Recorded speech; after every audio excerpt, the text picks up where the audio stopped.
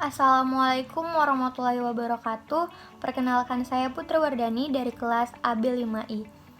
Yang pertama, apa itu public relation?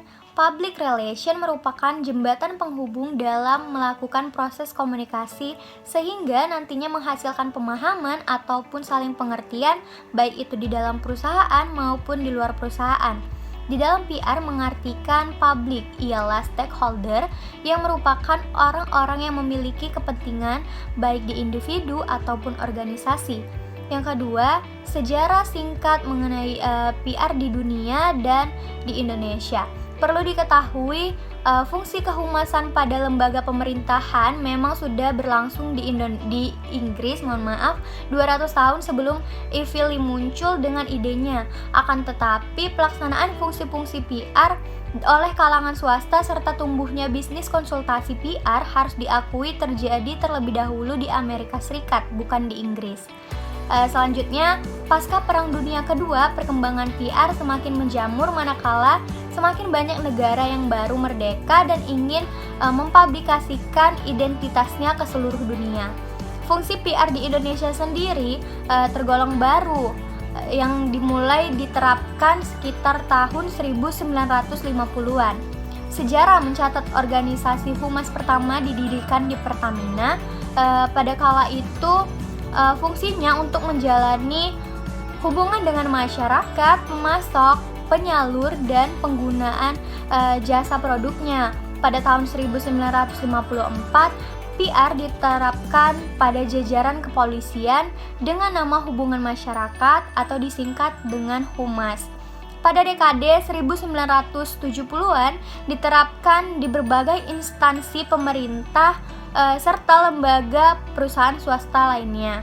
Kemudian di soal yang ketiga, perbedaan PR, marketing, advertising, dan sales. Di sini PR memberikan informasi yang berhubungan dengan perusahaan, pengetahuan tentang perusahaan untuk membentuk citra perusahaan tersebut.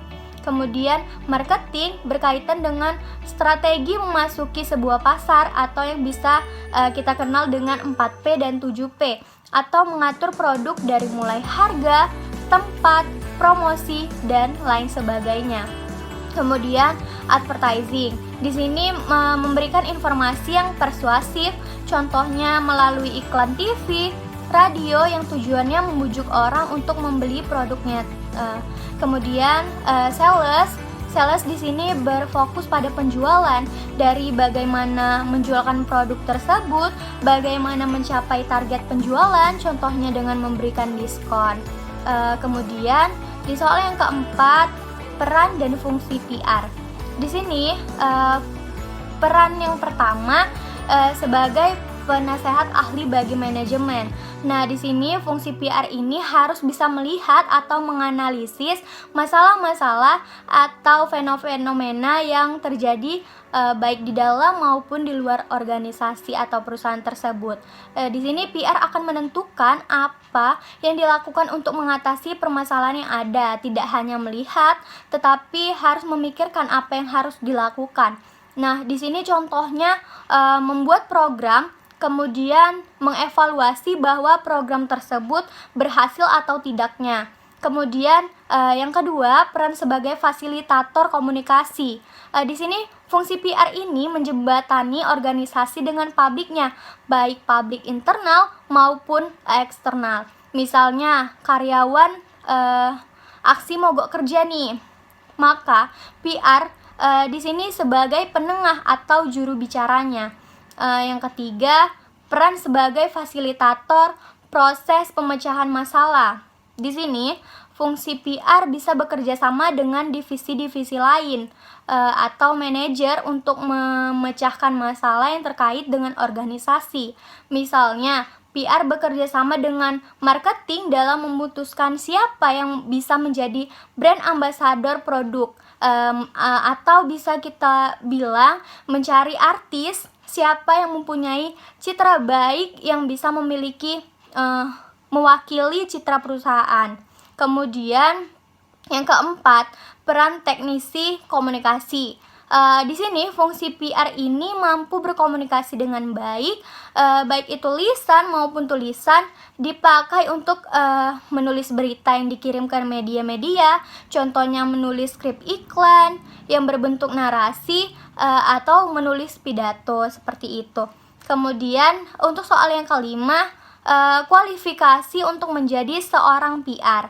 Di sini saya mengambil untuk diri saya sendiri. Yang pertama, bisa bersikap toleran terhadap semua orang, menyeimbangi dengan sabar, ramah, dan pantang menyerah. Kemudian mampu berkomunikasi dengan baik, menjelaskan dengan jelas dan lugas baik secara lisan maupun tulisan, agar nantinya pesan yang saya sampaikan tidak salah arti seperti itu. Yang ketiga, pandai memanajemen waktu.